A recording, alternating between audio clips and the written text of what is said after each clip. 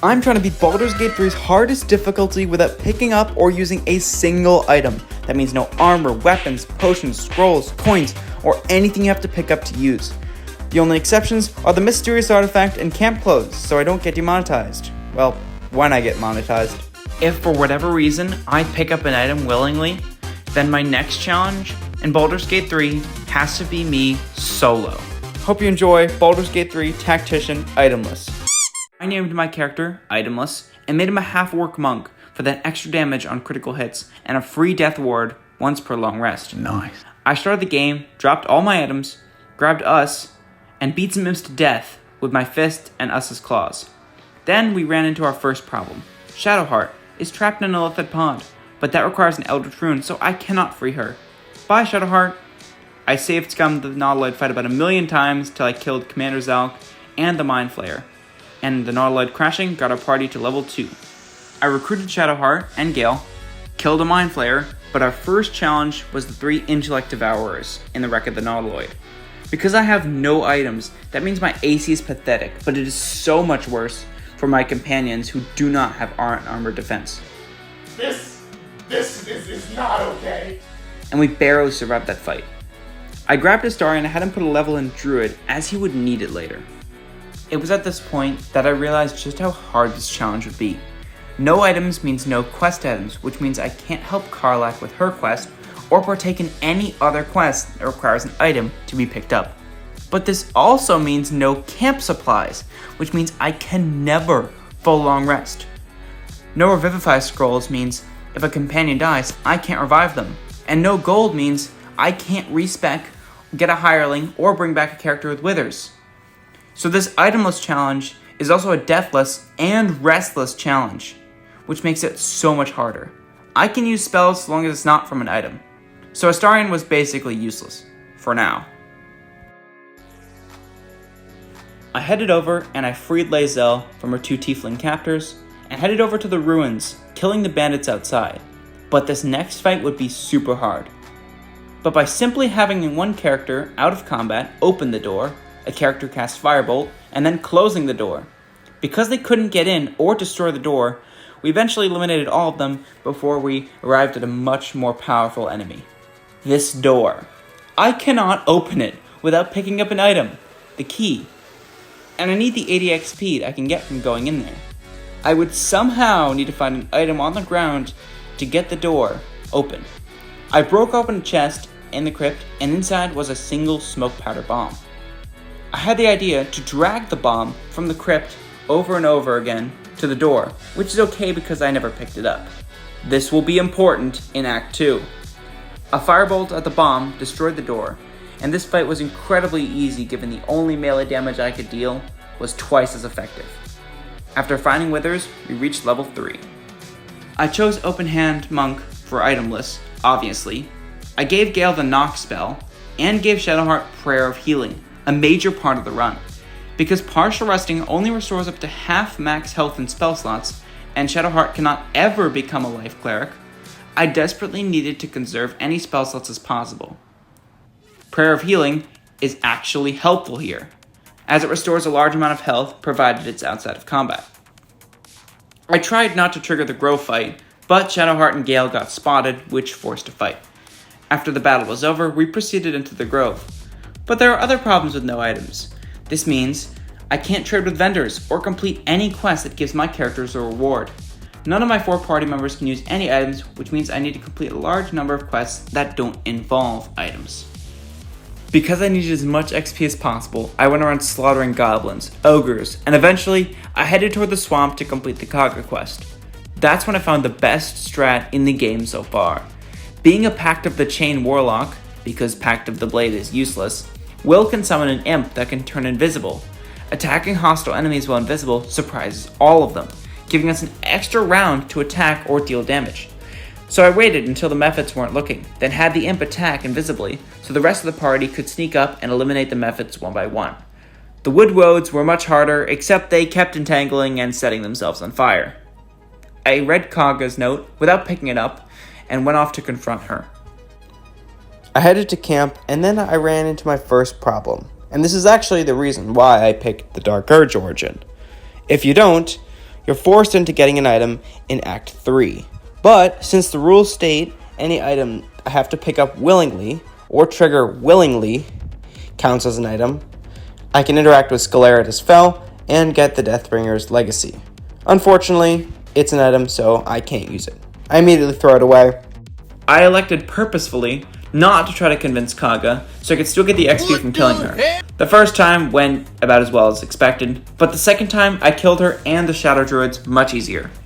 Then I headed along the Risen Road to recruit Karlach, kill some gnolls, and not interact with the Flynn, so I could force him to pick up a tadpole. After 6 hours of grinding, I reached level 5. My monk got extra attack, Gale got invisibility and fireball, and Will got Hunger for Dar.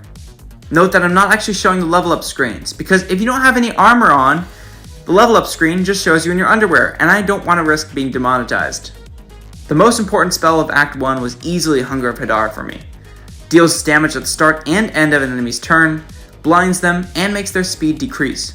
So I headed to the Goblin camp to take down their leaders. Because I wanted the extra XP, I sided with Minthara, waited until she left, and then killed every other Goblin, as well as the other leaders, over a series of partial rests.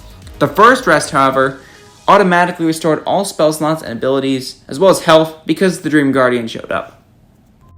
Once I had killed all the goblins, I elected to take on Auntie Ethel before the Grove. I made sure to kill her red caps first, as well as the rest of her minions, and because I can't use her hair, the plan was to knock her into the chasm. The first time I tried this was awful because Mayrina spotted me. I tried casting Darkness on Mayrina, but that didn't work either. So I tried it from farther away, and it worked. I snuck Gale behind the hag and blasted her into the chasm. 12 seconds later. Because that had taken 30 minutes, and I was just sick of it, I killed Mayrina too. Sorry not sorry. I prepared for a massive battle against the oncoming horde of goblins and spiders. Since I was siding with the tieflings, I had the idea to drag a few oil barrels together to chuck them at the enemies. I didn't actually know that they were too heavy for me to throw. Then I sounded the horn. I sided against Minthara and had a big problem. The spiders, which almost always go first and have a massive attack and damage set, annihilate whoever they jump to. To make matters worse, the ogres started chucking barrels at us with goblins inside. Will's Hunger of Hadar came in clutch, and a cloud of daggers from Gale kept the warriors back. Unfortunately, one of the sappers got close enough to the gate and self-detonated, destroying it. It was just the party, Zevlor, and Asherak against a dozen enemies. It took so long, but we slowly whittled down the attackers until it was just Minthara, and then I knocked her out so I could recruit her later. Zevlor thanked us and offered to celebrate, which I was hella down for. If you return to the Grove after confronting the leaders, Zevlor rewards you with items, which would fail the challenge, explaining why I needed to raid the Grove. Or just double-cross Minthara, so Zevlor doesn't give us a reward, but we can still get the nice party afterwards.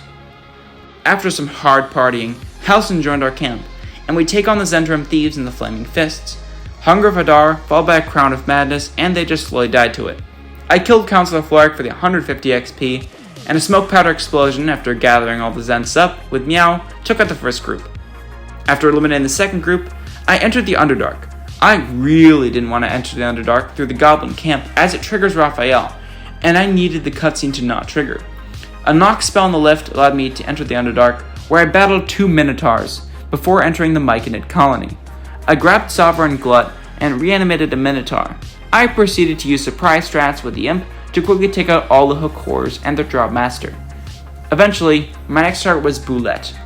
I can never surprise this guy, so my plan B was using Stunning Strike to try to rob him of Deadly Leap, which can easily destroy us. The first time it worked, but on the second time he saved, and the Boulette was so low. If he ran away from this would all be for nothing. But for some reason the Boulette just skipped his turn, and we defeated him before he could dip out. We reanimated it with Sovereign Glut, and then annihilated everyone, including the Myconids and Sovereign Spa, because of an accident. Apparently the Boulette used Deadly Leap to get to me, and crushed a Myconid by doing so, which caused all of them besides Glut to attack us. But we slowly took them all out. Then, after I'd done everything in the Underdark fights besides the Arcane Tower, including Bhaal, I betrayed Glut and killed him and the Boulette before it gave me the Gloves of Permafrost because that would end the challenge. I partial rested and then proceeded across the Dark Lake where I miserably failed to push Corsair Greymon into the water. This is where Eldritch Blast came in clutch. Repelling Blast from Will knocked all of the ranged guys off of the boat, and then Itemless used Fury of Blows push to knock another one off. Now some of the archers did get a few good hits on Gale and Shadowheart, but we knocked all of the Dwargar off the boat pirate style. That's got to be the best pirate I've ever seen. So it would seem.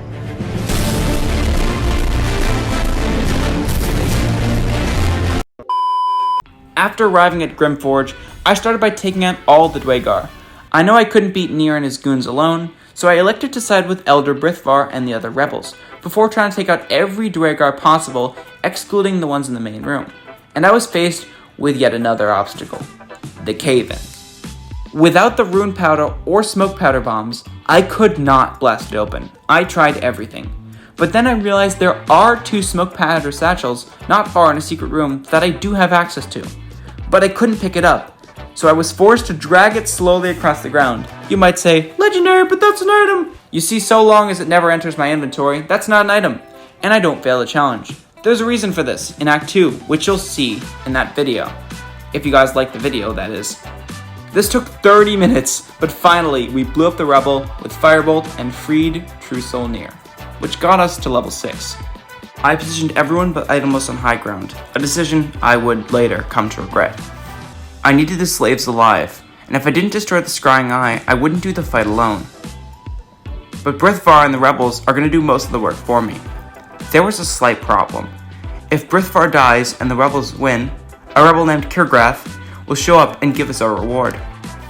The problem is that this reward would be an item, and it would end the challenge. If Brithvar survived, he would also give us that item, which means I'd have to kill Nere and the rebels and make sure that Kirgrath dies before he can give us our reward. Level 6 gave Itemless extra damage passives, which I perpetually set to Radiant for an average of 4 extra damage. While I was in the cutscene with Kirgrath, I attacked him, but I forgot that there were 4 enemies as the 2 stonemasons showed up mid-fight against Nere. Will used Hunger of Hadar and blasted Kirgrath into the lava, but he wasn't my biggest threat. Thud, the barbarian, survived, and he is tanky as hell. All of my party members were low on health, and I actually TPK'd my first time. But on the second try, I finished the fight barely alive. After a few extra Grymforge fights, because I couldn't do the Grim fight because it requires I pick up Mithril, I headed to the mountain pass, where Raphael visited me at my camp. I leveled up Astarion and wild-shaped him into a deep Rothe. Because he's unable to speak, we used the old Raphael exploit to get 1,400 XP from knocking him out by constantly attacking him, which took about 30 minutes. It's time to confront Rosymorn Monastery and the Githyanki Creche.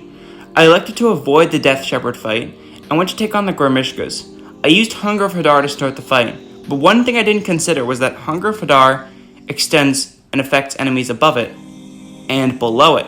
And below the Gormishkas was a gang of drunk kobolds, which also joined the combat. This wasn't a problem, as almost all of them rushed to the highest platform, closest to where they could get me, which was in the Hunger of Hadar. The Gormishkas weren't going anywhere, until a magic effect made one a panther that leaped to us. Will Eldritch blasted him down onto the walkway. The other Gormishkas were gone, so I jumped into the monastery to get the Grimish panther to go after the kobolds. But something else happened. The remaining 6 kobolds ran into the hall and aggroed the Githyanki interrogating the cultists, which triggered a fight that took forever, making this a 4-way fight. I defeated the eagles on the rooftop and then proceeded into the Creche. I disguised Shadowheart as a Githyanki to reach the Creche, and then try to get my tadpole removed. Because I succeeded on the checks with the Zaithisk, this gave me the Awakened buff, which makes all my Lithid powers, I don't have any yet, work as a bonus action. You'll see why in Act 2. I then proceeded to take out all the Gith in the Creche, partial resting between basically every fight. Then I performed a little exploit. By dismissing one of my companions outside the Kithrak's office, the companion walks into the office and triggers a cutscene. But because the companion disappears to camp, the 6 Gith that leave it afterwards stay and can be killed. So I spammed crowd control, Hunger of Hadar, and they slowly start to fall one by one. But then I discovered the real enemy. One that I could never beat. This barrier. Normally, it is lowered by inserting the Gith Shard, but that's an item which would fail the challenge. We tried everything. Teleporting to the other side, summoning allies on the other side, trying to damage the energy crystal, but nothing worked. So I guess Lae'zel will never support Orpheus, and will never see Kithrak Voss. And without items, would have made that fight against the Inquisitor hell. I had Gale cast invisibility on me, and I snuck past the Death Shepherd fight to reach the entrance to Act 2. Act 1 can be beaten itemless, aside from the artifact, which you can never get rid of. If you enjoy, leave a like, subscribe, and let me know if you want to see Act 2. See you later.